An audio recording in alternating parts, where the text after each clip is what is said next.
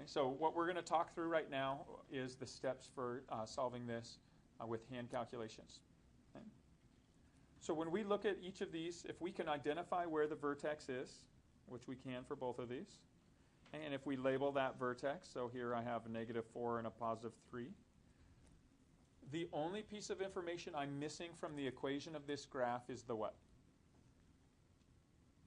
So if I were to write this equation, I'll call it f of x is equal to, I know I have x minus h, so x minus a -4 becomes x plus 4 squared, plus k, which is 3.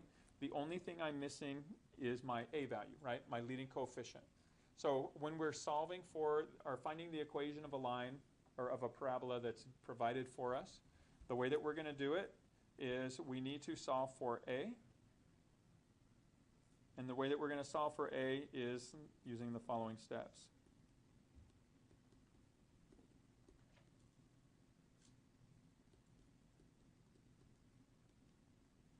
So on this, what we're going to do is you first plug in the vertex to the general form, or to the vertex form.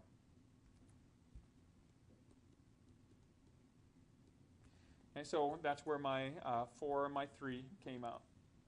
Okay, the next thing that you're going to do here is once you have that general equation, you're going to find another point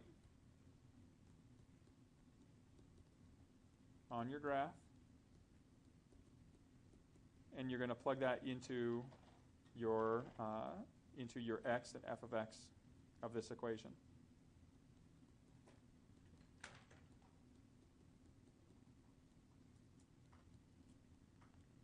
And the whole point of this is it's going to allow you to find your leading coefficient, your a value. So when I look at this graph here, again, it looks like I have a point right here. It looks like I have a point right here. I'm going to use this point. Again, look carefully. Make sure that you have a point that's as accurate as possible. If there's more than one point that fits. And obviously with the symmetric nature, you should see another point on the other side with the same, or crossing through the grid marks at the same point. So here, since this is a y-intercept, 0, -5, I'm going to use that.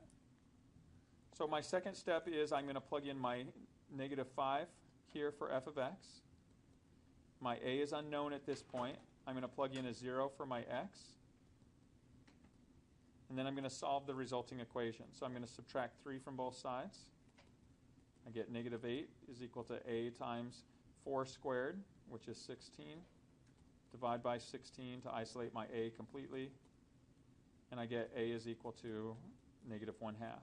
Once I find my a value, that's it. I can now write my equation. Because here, if I take the form that I had, my equation is f of x equals, I know my a value now is -1/2, x minus my h plus 4, plus my k value, 3.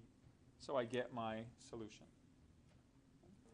Oh, so what you should expect, so the whole idea is, because your compression factor was a -1/2, you expected it to be negative, right? Because the graph does open down. So that's consistent with what your expectation was. And because your compression is less than 1, it's a 1/2, it should be wide, a little bit wider. And so it should be wider than, remember, it was down 1/1. So it should be wider than this point right here. So this right here would be our generic x² graph. So again, this is consistent with that. The graph is just a bit wider than what we would have as our parent function.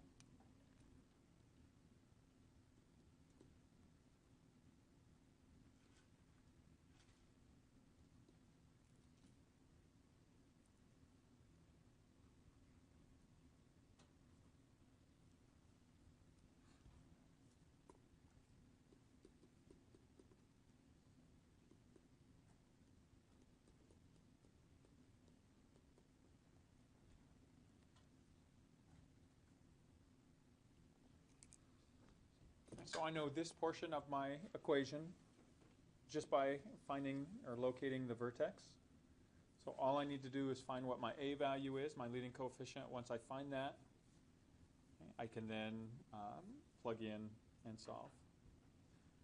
Right, so if I know the steps I want to perform is, if I take this function right here, plug in -6 for x, plug in the coordinates of this point up here, which is -4 and 8.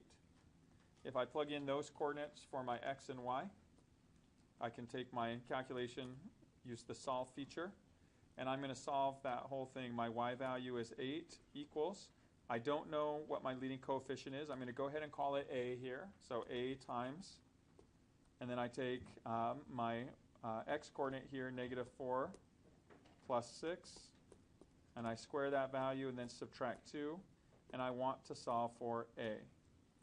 Okay, so here is my calculation. When I hit enter, this gives me my solution for a. A is equal to 5/2.